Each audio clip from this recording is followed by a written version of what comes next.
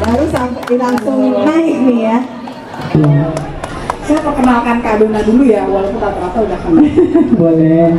Kak Dona ini mulai karirnya sebagai model, betul Kak? Ya, bisa. Kemudian merambah ke dunia presenter yang menarik, ini memandu acara olahraga. Betul. Apa itu waktu itu Kak? Dulu bola, sepak bola, ya. Di stasiun TV SCTV. SCTV ya. Oke, luar biasa ya. Nah, ini setia dari tadi nungguin loh Kak. Nah, kemudian sekarang aktif di kanal YouTube Sinatria. Sinatria. Sinatria. Ya, nama suami saya Sinatria. Iya, menikah tahun 2006. Betul, dengan sekarang dikaruniai 3 putra putri, ya. 2 putra 1 putri ya. Betul. Tapi nggak di sini semua ya Kak ya? Yang putri masih di sini, yang 2 sedang berjuang untuk mencapai cita-cita menjadi pemain bola, jadi sekolah di Eropa. Ya, luar biasa sekolahnya. Kita kasih tepuk tangan dong. Nah, Kak, kan sebagai artis gitu, entertain di dunia entertainment, kok tertarik sih masuk di dunia UMKM? Apa itu yang menjadi motif utamanya? Iya, saya rasa katanya kan kalau kita ingin melakukan usaha ya, atau berbisnis gitu, atau berusaha apapun, dimulai dari sesuatu yang kita suka gitu ya. Saya berpikir bahwa profesi sebagai, ya orang bilang artis, presenter, seniman atau apapun itu, kita nggak pernah tahu itu bisa berlangsung berapa lama, sampai kapan, karena bagaimanapun pekerjaannya masih tergantung orang lain. Kalau misalnya tergantung stasiun televisi, tergantung klien yang mau hire kita as aktor atau presenting atau penyanyi gitu ya. Sementara kalau usaha itu kita yang kita yang menjadi tuan atau menjadi bos gitu untuk diri kita sendiri. Nah, memulai usaha memang pasti nggak mudah ya, Bapak Ibu pasti tahu. Makanya saya mulai sesuatu dari yang kecil dulu.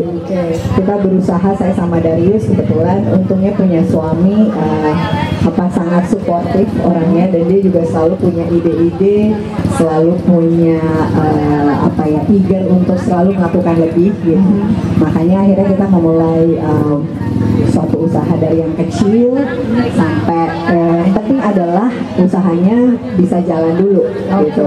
Namanya keuntungan, namanya sukses, semua pasti ada prosesnya, ada segala sesuatu yang harus kita lakukan gitu kan. Dan puji Tuhan, walaupun ada beberapa usaha yang baru kayak baju yang di sana tuh ada Do Style, saya baru juga rilis skincare namanya Do Skin itu tahun lalu. Terus Do Style itu dimulai pada saat pandemi, dan semua bisa dilakukan dari skala yang kecil dan bisa dilakukan dari rumah dulu. Gitu. Nah, kalau rendang itu kebetulan bisnisnya Darius bersama teman-temannya sudah 8 tahun, dan ya puji Tuhan masih berjalan sampai sekarang. Kita juga masih berjuang, dan kalau kita bekerja di dunia entertainment atau di kantor kan kita bekerja sendiri, mungkin ada tim gitu ya. Tapi kalau kita bikin usaha, berkatnya bukan hanya untuk keluarga kita, untuk diri kita, tapi juga kita bisa memberikan pekerjaan atau lapangan pekerjaan buat banyak orang. Jadi berkatnya bisa juga buat orang-orang yang kerja sama kita, dan juga manfaatnya atau juga kalau makanan rasanya dinikmati oleh banyak orang juga. Jadi bagi berkat untuk orang lain. Iya. Oke, sekarang kita close dong, tepuk tangan untuk Kak Dona. Oke. Nah Kak, kalau di UMKM itu kan ada stage-stage-nya ya. Kita mulai dari awal, sukacita, penuh semangat, naik-naik, kadang turun, bahkan kadang turun banget, terus naik lagi. Nah, kira-kira di tahapan mana yang sangat menarik untuk Kak Dona? Ya mungkin saya dibilang kalau di usaha gitu ya, UMKM itu masih baru. Mungkin Bapak Ibu sudah, kalau lihat standnya banyak sekali, pasti mungkin sudah banyak yang lebih berpengalaman daripada saya. Saya juga masih dalam proses belajar gimana caranya untuk bisa membuat usaha ini terus jalan. Kalau dari saya bilang tuh usaha itu harus sustain gitu. Naik turun itu biasa gitu kan, karena kita juga lihat kondisi ya, itu semua tergantung kondisi yang kadang juga di luar kemampuan kita sebagai manusia ya. Dan pernah juga ngalamin yang istilahnya pendapatannya banyak atau ada pendapatan dikit. Kalau Pasti sekarang apalagi mungkin saingan juga banyak ya kan, yang bikin baju banyak, yang bikin makanan banyak, yang bikin skincare juga banyak gitu. Tapi intinya adalah kita nggak boleh berhenti mencari sesuatu, mencari terobosan, mencari inovasi. Apalagi sekarang dengan era media sosial, sebenarnya kalau mau usaha itu lebih gampang. Kita nggak perlu bangun atau bikin tokonya offline gitu kan, karena kan itu modalnya lumayan besar ya Bu, kalau bikin toko offline gitu kan. Jadi semuanya memang kita harus ngikutin perkembangan zamannya. Kalau sekarang semua eranya media sosial, ya memang paling sulit kalau makanan, kalau di media sosial nggak bisa dicoba. Makanya bikinlah makanan yang enak. Jadi ketika orang beli, nanti akan repeat order lagi karena mungkin suka dan sesuai sama rasanya. Begitu juga dengan pakaian, begitu juga dengan skincare. Saya percaya bahwa segala sesuatu yang dimulai dengan niat yang baik, dan kita juga sebagai manusia nggak pernah berhenti berusaha, pasti ada jalannya. Cepat atau lambat itu tergantung Tuhan. Tapi kan kita tetap mintanya sama Tuhan ya untuk segala sesuatu, dan aku pikir kalau kita menjalaninya dengan sepenuh hati, melakukan sesuatu yang intinya usaha kita pengen bisa dinikmati, pengen bisa dirasakan, pengen bisa bermanfaat bagi banyak orang, aku percaya bahwa Tuhan pasti akan kasih jalan sih. Amin. Gitu ya. Jadi kita bisa contoh Kak Dona. Jadi luar biasa berprosesnya, up and down nggak apa-apa, yang penting sustain gitu ya. Iya. Yang penting bisa bayar gaji karyawan gitu kan. Itu semua happy ya, yang di kantor gitu. Terus kemudian tadi mulai niat baik, prosesnya baik, resultnya masih baik juga, gitu ya. Ya, waktu akan membuktikan gitu kan, cepat atau lambat semua memang enggak. Kita pengennya, siapa sih pengen usaha cepat untung? Ya, Bapak Ibu pengen cepat balik modal gitu, tapi enggak semuanya bisa seperti kalau misalnya ternyata atau bulan ini laku 10, bulan depan ternyata cuma laku 2, terus kita mau berhenti kan enggak. Berarti mungkin berarti apa yang kurang, apa yang salah, kita evaluasi lagi, kita perbaiki, dan kita cari cara nih gimana caranya supaya paling enggak orang mau coba dulu usaha kita, pengen lihat dulu seperti apa, dan kita harus jaga quality. Karena kalau kualitasnya naik turun gitu, makanan hari ini enak, besok keasinan, besok pedas, besok beda lagi gitu. Nggak stabil, orang juga jadinya bingung gitu kan. Dan yang penting memang konsistensi dalam melakukan sebuah usaha itu diperlukan. Gitu. Konsistensi ya teman-teman ya, semua di sini. Soalnya banyak nih yang saya alamin juga seperti itu karena membina UMKM kan. Sekarang enak rasanya, besok pasti pesenin, padahal udah pesen banyak 50, 100, kok rasanya beda ya. Nah itu tantangan kita sih ya. Kalau makanan tuh rasa nomor satu. Dan kalau saya lihat banyak juga mungkin Bapak Ibu yang akhirnya membuka usaha, mau tidak mau berusaha sendiri ketika masa pandemi. Memang pandemi kita dipaksa ya untuk lebih kreatif, lebih gimana caranya supaya bisa survive gitu kan. Dan saya banyak usaha yang justru dibangun pada saat pandemi. Ada yang sudah tutup, ada yang mengalami kerugian atau misalnya ya bangkrut atau apapun itulah ya. Tapi nggak apa-apa, namanya kita mencoba. Kalau kita nggak pernah mencoba, kita nggak akan pernah tahu hasilnya sukses atau enggak. Ya kalau udah nggak coba ya udah gitu-gitu aja ya, siap aja terima hasilnya. Tapi kalau kita berusaha, kita mencoba sesuatu, ini berarti kurangnya ini atau besok kita harus gimana nih supaya ini bisa lebih baik lagi. Tapi itu pesannya dari selalu sama saya, selalu harus ingat bahwa usaha yang penting sustain. Kalau memang harus tutup atau apa, kita harus pikirin juga kalau ini ditutup, next apa nih? Misalnya ada karyawan juga yang hidupnya bergantung sama kita, ya kan? Gimana caranya supaya mereka bisa tetap juga punya penghasilan, bisa juga tetap bekerja, tapi kita cari lain lah gitu. Ada backup plan-nya gitu. Ada backup plan-nya. Iya. Sekarang ada berapa karyawan Kak? Waduh, karyawan kurang lebih sih ya, mungkin 50-an. 50-an. Ya. Oh, luar biasa itu. Masih sedikit ya Bapak Ibu, yang lain mungkin udah ratusan. Untuk UMKM nggak termasuk luar biasa. Lumayan ya. Cuma kita memang ada beberapa unit usaha gitu. Jadi nggak cuma satu itu toh. Nah kalau cuma satu, akhirnya kalau ada apa-apa nggak punya pegangan lain gitu kan. Jadi memang kita juga usaha kita masih merintis ya Bapak Ibu, belum ada yang booming atau sukses seperti apa.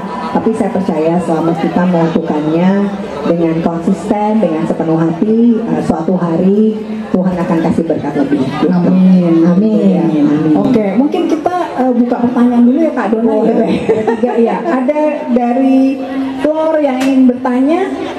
Silakan angkat tangan Pak Gio, nanti tolong dikasih mic-nya. Ini bos saya loh, asuransi. Itu ya? Juga ada usaha asuransi kan. Oke, ada pertanyaan?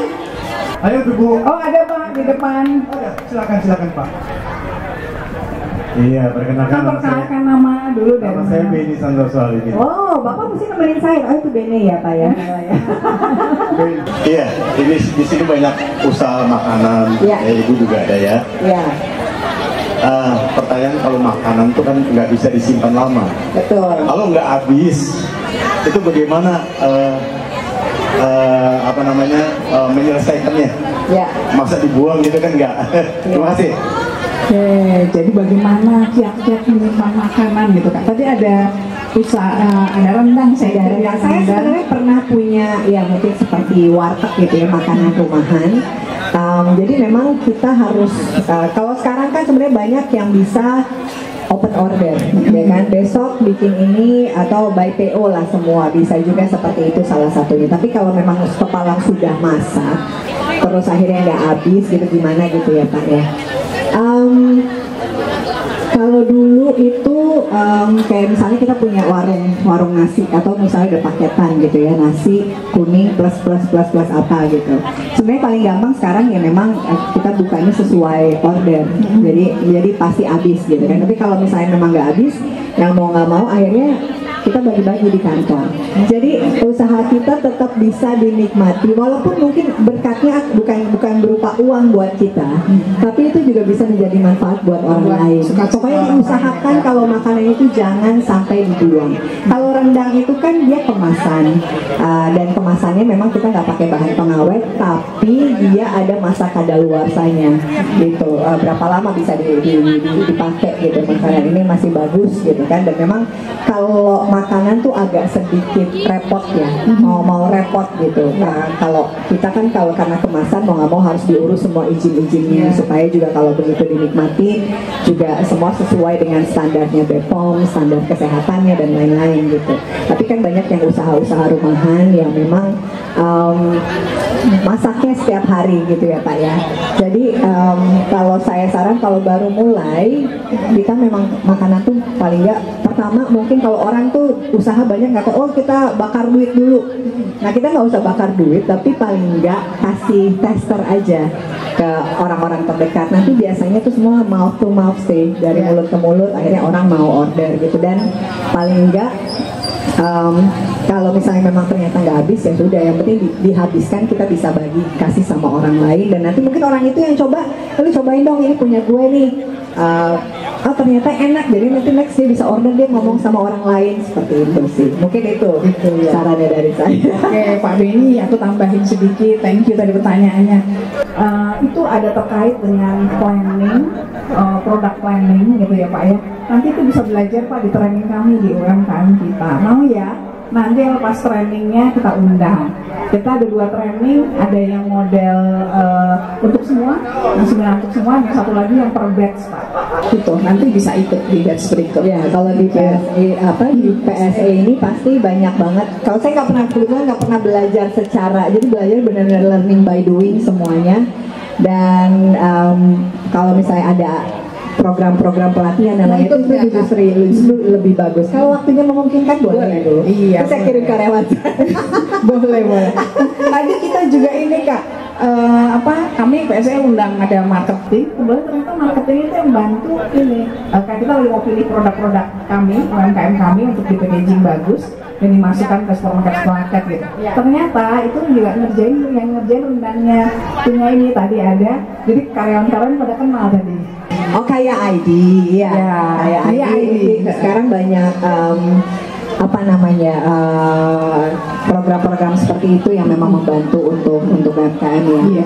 Karena kita tahu bahwa UMKM ini sebenarnya juga salah satu pilar dari ekonomi Indonesia juga. Karena Indonesia itu sangat kaya dari hal makanan, pakaian dan lain-lain, dan setiap daerah punya keunikan sendiri. Pokoknya yang pasti bikin produk, kalau makanan tuh pilihannya cuma 2, enak sama enak banget. Nah, Bapak Ibu tinggal pilih mau yang enak aja atau enak banget. Oke Kak, pertanyaan berikut. Apa pesan Kak Dona tentang acara ini. Dan waktu pertama kali diundang bosnya gitu, Saya bosnya. Ya yang pasti senang banget. Ini tentu saja membantu para pemilik usaha yang ada di area Santa Monica dan juga BSD dan sekitarnya gitu kan. Karena kan kadang wadah-wadah seperti ini sangat buat kita para pengusaha UMKM ini sangat membantu untuk memperkenalkan produk kita ya Bapak Ibu ya. Jadi kalau bisa diadakannya per 3 bulan atau per 6 bulan Bu, jangan setahun sekali gitu, karena gimana pun kita ini jadi salah satu project marketing, promosi dan marketing untuk para UMKM yang ada di wilayah Santa Monica gitu. Dan saya pertama kali ikut karena baru tahu, jadi pertama kali ikut pasti next akan ikut-ikut lagi. kita setahun 4 kali kok. Oh 4 kali ya? Bapak saya baru tahu berarti, kurang infonya. 4 kali. Tapi memang berarti sebenarnya ini kan bisa dinikmati bukan hanya oleh warga Santa Monica aja, termasuk daerah sekitarnya. Berarti memang marketingnya, promonya harus lebih dikencengin lagi Bu. Gitu. Jadi paling enggak semakin banyak yang bisa hadir, semakin banyak yang bisa kenal dengan produk-produk UMKM yang ada di bawah PSE gitu. Jadi yang kali ini bekerja sama Rumah BUMN juga. Terus nanti kita buat lagi Juni ya. Juni buat lagi. Saya daftar duluan deh. Itu juga seru tuh karena gabung dengan Misa Inkulturasi Sumatera Utara. Oke, baik. Akan seru. Iya. Oke, kita ke floor lagi ya. Ada pertanyaan? Ada yang mau bertanya? Oh mau nanya. Nanya apa? Terima kasih Bu Dona. Mungkin bisa sharing-sharing ke rekan-rekan yang ada di sini sesama UMKM. Bagaimana, apakah siasat atau strategi yang dipakai khususnya kita dalam menghadapi situasi saat ini dalam kondisi krisis global. Nah, apakah ada kiat-kiat khusus karena kita juga bagaimanapun juga memang mereka ini tidak akan terdampak terlalu dalam. Betul. Tapi kita juga sadar bahwa dampak dari ekonomi global ini pasti akan sampai kepada UMKM juga. Terima kasih. Berat pertanyaannya ya. Awasnya mesti 2 tuh Pak Jio. Sebenarnya kan yang pasti setiap usaha itu akan berkembang kalau misalnya daya beli masyarakat kita juga baik, juga tinggi gitu ya. Nah, kalau dengan krisis yang dialami oleh dunia, bukan hanya di Indonesia tapi juga dunia khususnya, justru kalau bisa dibilang Indonesia tuh termasuk yang stabil ekonominya beberapa tahun, termasuk juga pada saat pandemi kemarin. UMKM begitu banyak gitu kan, dan memang salah satunya mungkin kalau misalnya kita lihat kondisi ekonomi, paling enggak gimana caranya supaya bisa tetap jalan, tetap sustain. Mau kita memang harus mengetahui kondisinya seperti apa. Kedua, kalau memang biasanya misalnya masak untuk 100 porsi, mungkin kita kurangi supaya juga beban dari modalnya tidak terlalu besar dan kapasitas untuk orang yang beli itu masih memungkinkan gitu kuantitinya. Jadi yang lain pun juga kita mungkin harus bisa pintar-pintar misalnya mensiasati dengan mengganti ingredients atau mengganti barang-barang yang kita gunakan yang memang ternyata harganya cukup tinggi, karena kalau ekonomi itu sekarang ini mungkin krisis atau apa, pasti kebanyakan harga-harga itu pada naik ya kan. Kalau yang masak biasanya pakai cabai atau apa, kayak kemarin lebaran, harganya tinggi. Kita kadang berpikir gimana caranya supaya ini tetap laku tanpa kita naikin harga, tapi pasti mau nggak mau harga HPP-nya pasti akan naik juga gitu. Cuma kan kita berpikir bahwa ya udahlah, untungnya nggak apa-apa sedikit, tapi yang penting barang saya kejual, barang saya keluar, tetap dapat sesuatu. Instead of kita udah masak, kita udah bikin sesuatu, akhirnya nggak laku, malah numpuk, malah nggak jadi apa-apa gitu. Jadi memang kita harus pintar-pintar berinovasi, berpikir bahwa oke, kalau saya pakai ini, cabenya ternyata cabai keriting mahal. Kita ganti dengan cabai yang lain. Tapi mau nggak mau berarti kita kan harus ngitung semuanya ya. gitu. Semua diperhitungkan, semua dipikirkan, jangan gegabah, jangan berpikir bahwa saya mau untungnya gede, karena gimana pun semua usaha itu sejalan dengan hasilnya. Kalau kita mau untung besar memang harus keluar modal besar, tapi paling enggak kita sedikit menurunkan keuntungan kita, tapi produk kita tetap bisa jalan, bisa keluar gitu. Jadi memang ini sesuatu hal yang sangat tricky dalam dunia usaha, tapi bukan mustahil untuk dilakukan gitu.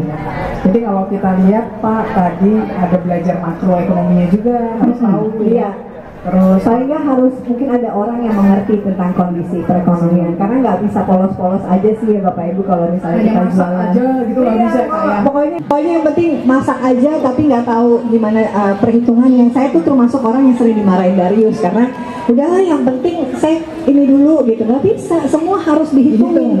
Kamu jualnya berapa, modalnya berapa, jualnya berapa, untungnya berapa, kan itu uangnya harus diputerin lagi.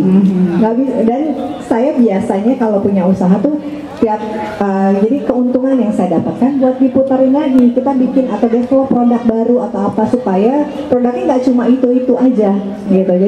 Jadi kita berpikir terus, dan memang namanya jualan ya, apapun itu, mau skincare, mau baju, mau makanan, itu kita harus berpikir oke, dalam waktu sebulan kita bikin nasi apa, oke bulan depan kita udah mesti pikir ini produk lainnya apa, karena orang itu apalagi selera makan orang Indonesia itu kan selalu pengennya sesuatu yang beda lagi, kesini kesana kesini gitu. Kalau kita bisa mengeluarkan sesuatu yang variatif, kuantitinya juga bisa kita pikirkan gitu, berapa banyak yang harus kita keluarkan gitu, itu akan lebih bisa apa ya, kalau yang ini misalnya nggak laku, oh yang ini ternyata laku, jadi nanti next kita belajar. Jadi memang namanya usaha itu proses belajar terus sih. Betul. Iya. Nggak pernah berhenti. Jadi jangan cepat puas dengan hanya untung 1.000 atau 2.000 gitu ya Bapak Ibu. Kita pengennya usaha kita tuh bisa jalan dan bisa terus berkembang gitu. Nah soal belajar berhitung tadi ada cerita menarik nih Kak. Iya. Jadi PSE itu kan tadi ya membantu yang tidak bisa berhitung. Jadi banyak dari kita UMKM-nya yang bisa berhitung, dia jualan di pasar gitu. Terus akhirnya kita harus nih membekali dia, mengedukasi. Akhirnya dari PSE dan PSE lingkungan, dari seksi sosial lingkungan itu bantu yang membuat catatan. Jadi dia belanja berapa, hari ini lingkungan berapa, sampai dia untuk bisa. Ya itu salah satu tugas kami di PSE benar seperti itu. Pembinaannya sampai gitu. Kalau sama Kak Dona sih enak gitu. Kalau saya belajarnya suaminya yang detail soal hitungan, udah hitungan dia aja deh. Saya bagian develop produk, jadi kalau misalnya bisa dapat partner yang bisa saling melengkapi itu justru lebih enak, memudahkan kita. Tapi kalau ternyata kita single fighter, berjuang sendiri, berusaha sendiri, mau nggak mau memang harus belajar. Gitu. Jadi memang namanya usaha itu proses belajar terus sih. Betul. Iya. Nggak pernah berhenti. Jadi jangan cepat puas dengan hanya untung 1.000 atau 2.000 gitu ya Bapak Ibu. Itu cerita sedikit tentang UMKM kami. Kita lemparkan satu lagi pertanyaan ya Pak Jo ya. Pertanyaan terakhir dari Flor, adakah? Oh silakan. Semangat, pasti pertanyaan ini luar biasa. Halo, selamat siang Kak Dona. Selamat siang Ibu. Tadi kalau nggak salah Kak Dona bilang ada usaha yang skincare ya. Ya. Ini saya mau tanya ke Kak Dona dulu, kan banyak teman-teman mungkin selebriti yang juga membuat skincare ya gitu. Artinya kan banyak kompetitor nih ceritanya gitu. Skincare lokal sekarang lagi menjamur ya. Betul. Nah, apa sih strateginya Kak Dona gitu ya untuk bisa lebih menonjol atau lebih baik? Dan juga buat teman-teman di sini yang UMKM yang ikut dasar, kalau misalkan ada produknya yang sama atau apa, itu triknya bagaimana atau apa sih strateginya supaya bisa menonjol? Ya. Terima kasih Ibu. Ibu namanya siapa? Oh ya, saya Dini. Ibu Dini, Dona dan Dini. Saya juga baru di dunia skincare gitu ya. Tapi pas kita tahu bahwa di masa pandemi kemarin banyak banget brand lokal yang memang kualitasnya juga bagus-bagus. Produk saya kalau dibandingin mungkin harganya gitu ya, kalau dibanding skincare lokalnya mungkin agak sedikit di atas dari skincare lokal gitu, tapi di bawah sama brand-brand yang udah internasional gitu ya. Jadi ini suatu hal yang sangat challenging juga buat saya sampai saat ini. Tapi yang pasti, yang pertama ketika kita membuat produk, apalagi semacam skincare gitu, yang pertama kita harus memang saya developnya dari 2021, saya baru keluarkan di 2023. Jadi memang prosesnya sangat panjang, BPOM apa semua sudah, tapi memang kita lihat juga kondisi perekonomian tadi seperti yang saya manggilnya Kakung sih, Kakung bilang gitu.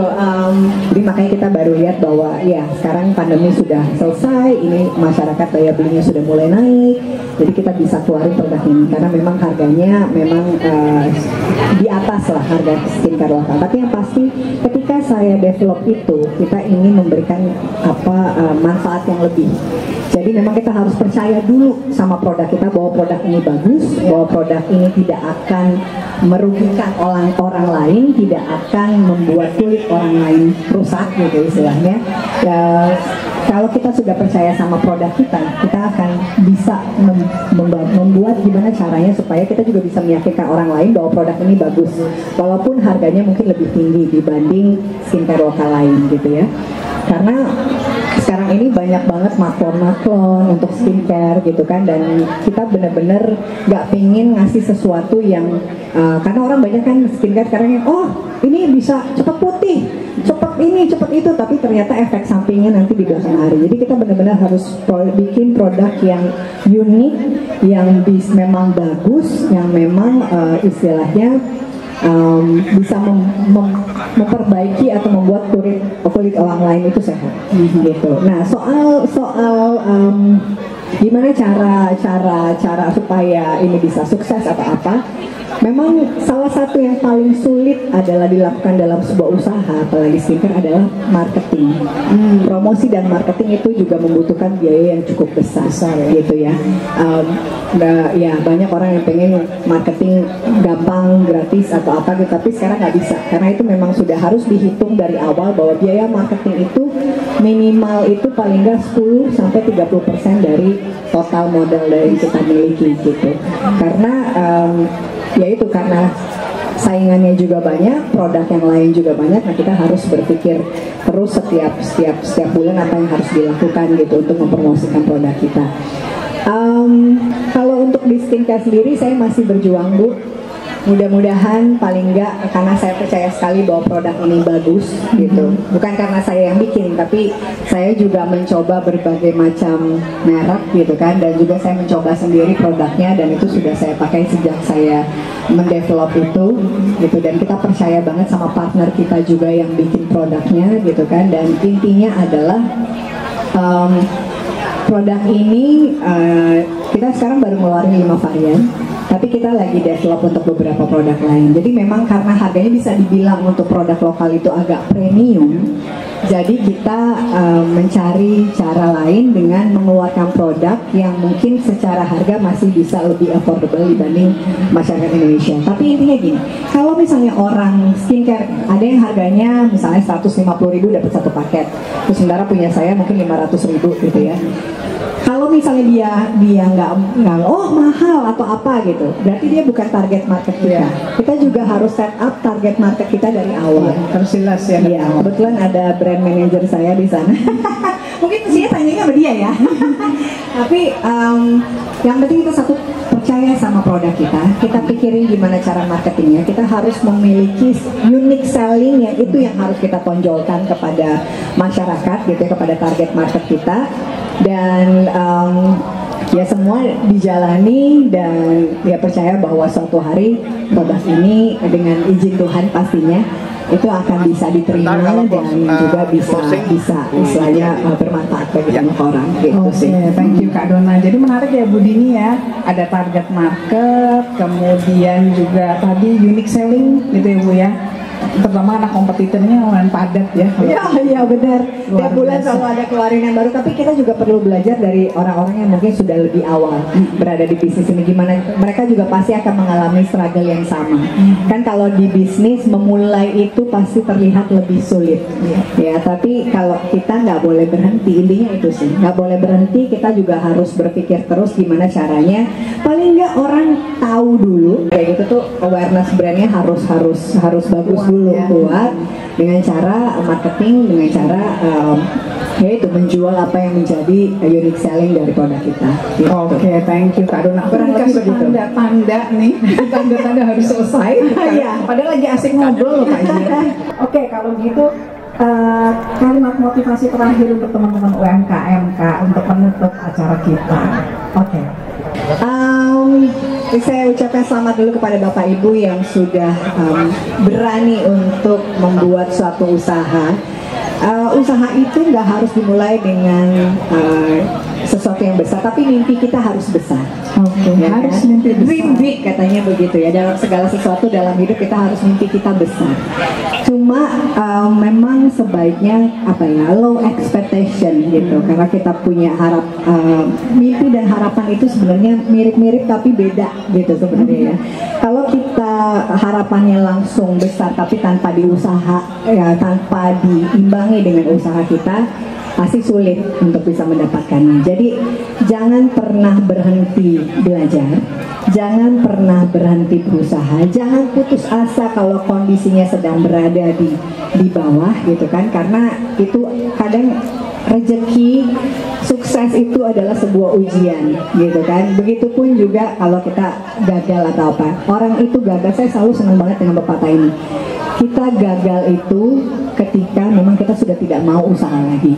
Jadi kalau kita capek, kita lelah, kita stres, kita berhenti dulu, tarik nafas, berpikir yang jernih, lalu mulai lagi. Jadi jangan pernah berhenti untuk berusaha dan nggak mau belajar lagi. Itu jadi salah satu titik poin yang akan membuat kita gagal adalah ketika kita sudah tidak mau berusaha lagi. Oke, keren banget ya. Jangan pernah berhenti berusaha dan jangan pernah berhenti untuk belajar. Kita kasih aplaus yang luar biasa untuk Kak Dona. Thank you Kak Dona. Terima kasih ngobrol-ngobrolnya. Sama-sama. Saya kembalikan lagi ke Pak Bos. Ini bos saya juga di sini. Pak Bos silahkan. Terima kasih Kak Dona, terima kasih Bu Widya.